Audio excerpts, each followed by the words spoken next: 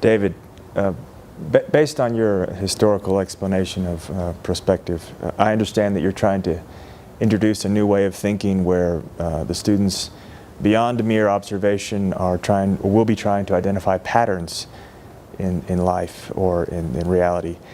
Could you ground that in some examples within the scope of sustainable development, plural communities, or even urban development? Sure, absolutely. You can actually do it in most areas because most disciplines are concerned with the future one way or another. This is what the weatherman does every day. He collects a huge amount of data and processes this data and tries to predict what the weather is going to be like in the next 3, 4, 7 days. This is also what people at the stock market do every day. You know, they collect huge amounts of data regarding price variations and the behavior of stock in the market so that they can make good investments. It applies basically everywhere. Urban development is critical. In the past, people complained that cities grew randomly. Communities would be started just about anywhere, and that would cause problems for the people who were responsible for all sorts of services, water, light, public transportation, so on and so forth. So if you do proper planning today and anticipate what a community is going to be like, you can design it properly and you can offer the proper services without too much trouble. The area of sustainable development is critical. It all started with notions that there was already too many people in the planet and that resources would not be enough. And then from there people jumped to the idea that industrialization was polluting the planet to the extent where the climate would be affected. And analyses were made saying that just small variation of 2 degrees in the overall average of the temperature in the planet would cause a disaster around many areas. So it is very important to gather the information, to look at all the different variables that may come in, and try to rethink the idea of development and complement it with the notion of sustainability. That is what prospective analysis are concerned with in this particular case. Okay. Next, I imagine that if we had to put things in degrees or prioritize them, observation might be a little bit more passive, making a prediction would be less passive. What about taking actions to perhaps determine a type of future instead of just predicting it? How does that factor in? Well, that might be a little bit more complicated, but it is not entirely impossible. A lot of people today might think this is science fiction, but if you contemplate what people are doing with genetics, for example, trying to study the way in which all species, including humans, are designed, and trying to improve them in sort of whatever improvement means in that sense.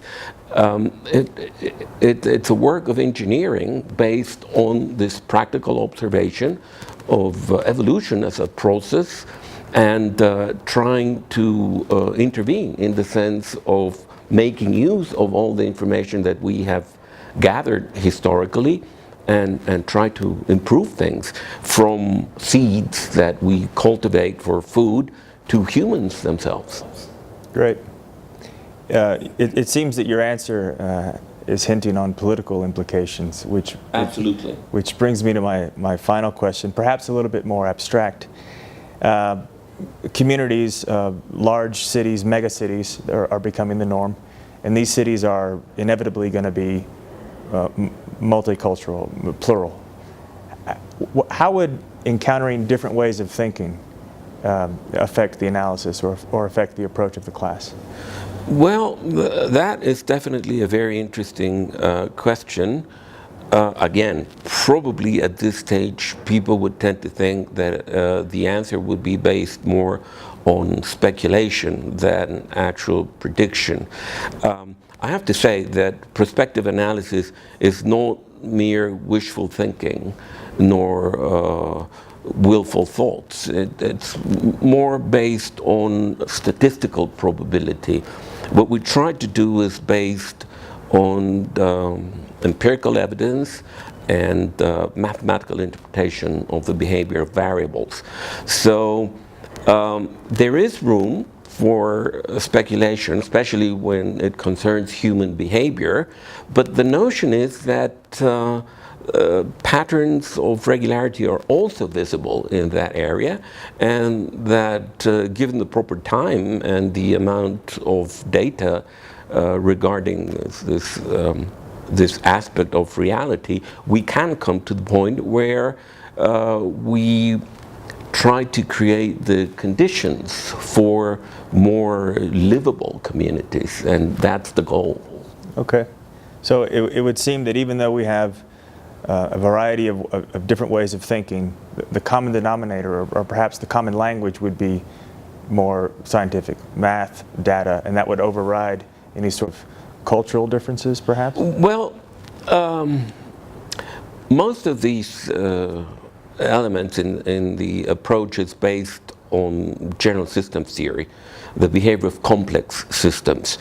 It includes variables as difficult to predict as human behavior, for example.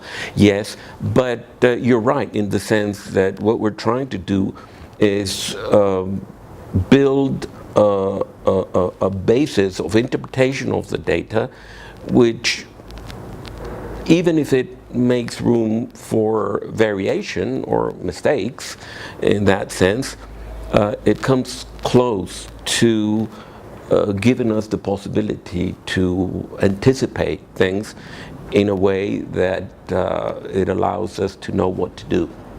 Does that make people feel safe? Well, that again is a very interesting question.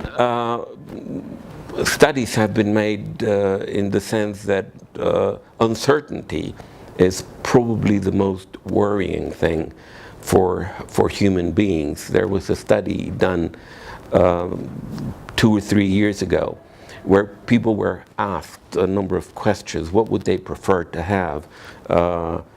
Love, for example, or wealth, or certainty. And over 70% of the population that was interviewed replied that they would rather have certainty.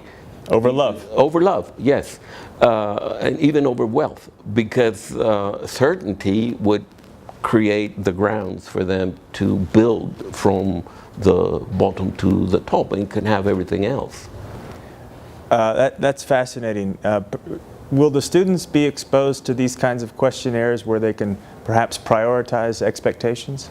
Well, yeah, we normally tend to do that when we try to teach them what prospective analysis is all about.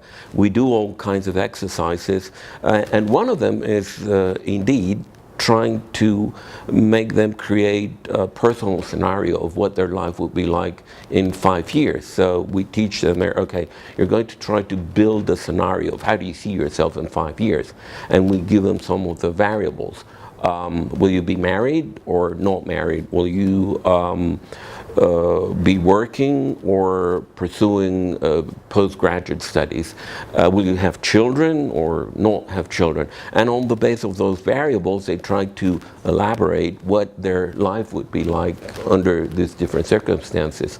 So yes, prospective analysis has room for the most interesting exercises where you can try to look into the future in many different areas. Who's going to win the World Cup in the next tournament? Which political party is likely to win the presidency of the country in the next electoral period? There is just so many different areas where you can put this at work. It's really fascinating. All right. Thank you very much. Guys, good luck.